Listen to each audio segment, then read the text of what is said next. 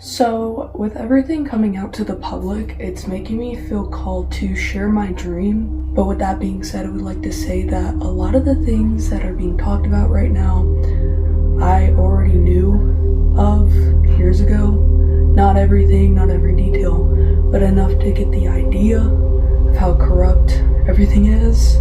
And I just never really chose to talk about that type of stuff with people because, you're crazy. But now with it being all out there, it's not crazy to talk about. And it's really hard to ignore.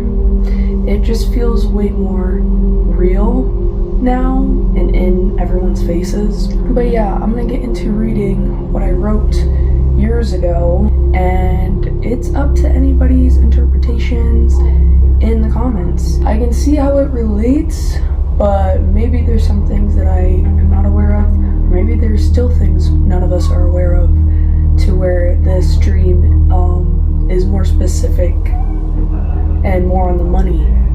I don't know. So I named it The Deceiving Reward. So on the night of the 23rd of April 2019, I had the most bizarre dream. It wasn't like any dream I ever had, because normally my dreams would be random without any plot and wouldn't feel so real. However, this dream did. I can almost consider it as a vision because it was so lifelike, but yet oddly giving the feeling of disconnection and blurriness in a sense. It started off with my mother and I going to this movie theater to watch a movie. The dream really didn't have that odd blurry feeling at that time, only it seeming to be actually happening in real life. In the dream, I ended up switching roles as one of the characters in the movie that was being watched. I guess my subconscious did this for me to grasp the understanding of the dream better.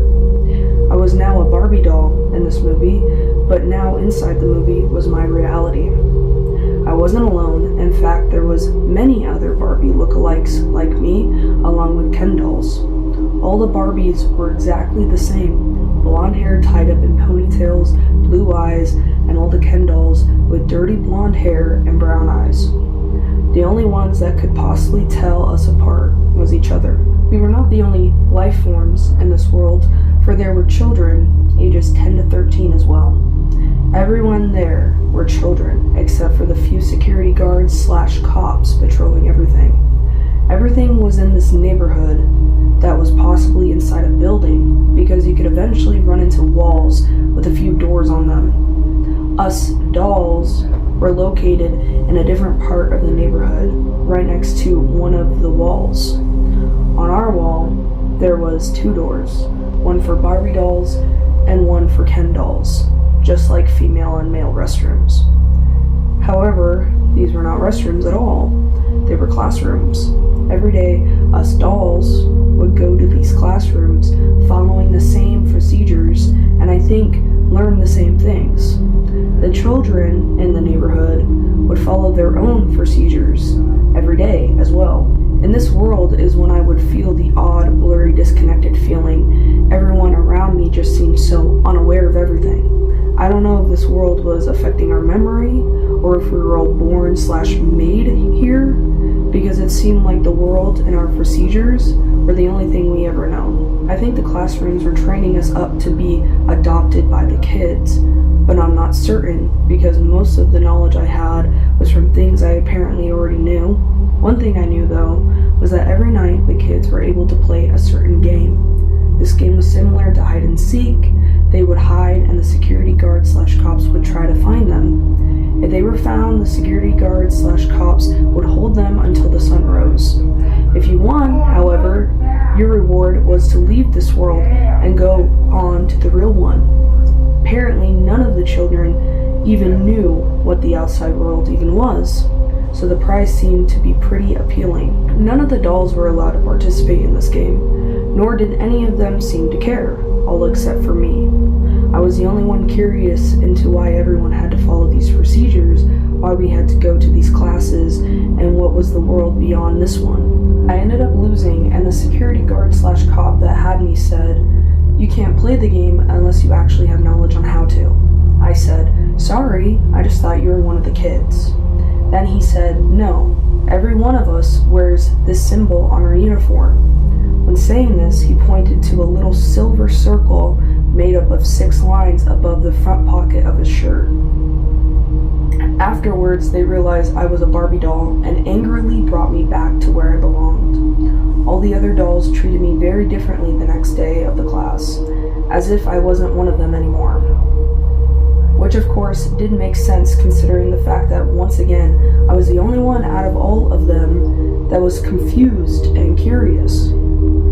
That didn't stop me because the next night, I gave the game another shot.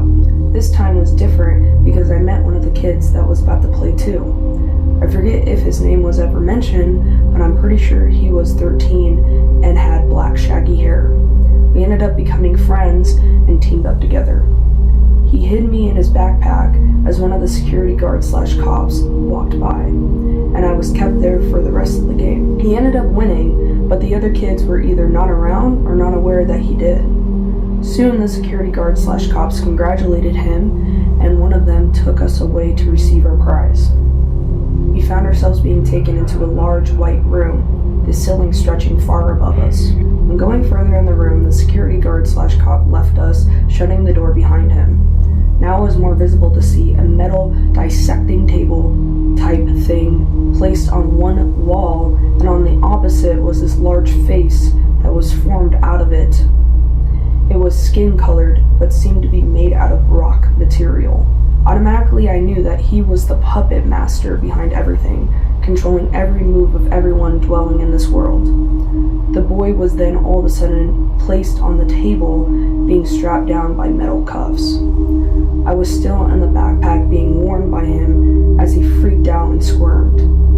A computerized voice rang through the room on a speaker saying something like, "Your tickle spot will now be seeked out." The table had a system where some kind of sensors connected to the boy, so nothing physical was touching him when he began to glow red in one spot and giggle in laughter by the tickling sensation. After that, he began to relax, thinking that everything that was going to happen wasn't going to be bad.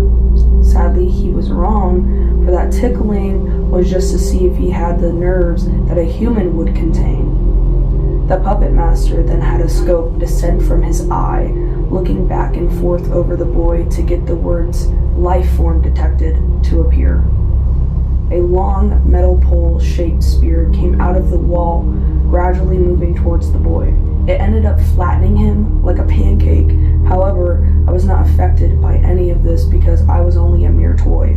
A metal-like straw then formed out of the puppet master's mouth as well, sucking the life essence out of him.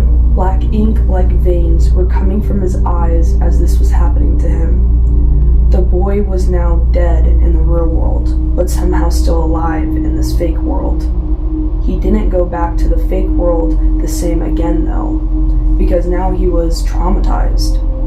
He now wore a black hoodie, but the hood always put up. The black branch-like vein was still under his eye, but slightly faded. His friends just seemed so unaware of what was wrong, and would still try to act friendly every day towards him. Every time someone would try to talk to him or even look at him, he would flee in terror. It was almost like anxiety and depression, but amplified. Everyone that knew him was unaware of what was wrong, his behavior, and the marking on his cheek. One day, the neighborhood kids were having a holiday of some sort. They would all line up along the street with bowls full of treats, and everyone would take turns going down the line, grabbing one from each bowl. When it was the boy's turn, he only grabbed a few, and when he got to the end of the line, he was encountered by his friends. "Hey, we haven't hung out for a while.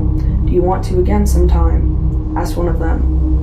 But instead of him responding with a grateful response, he dropped his treats and turned around, running and screaming in terror. There was only a few other children just like this as well, but no one knew why. That was the end of the dream. The movie never really got to an official ending, but I'm pretty sure I got everything I needed to know from it. The end! I do not believe the world is progressively getting evil.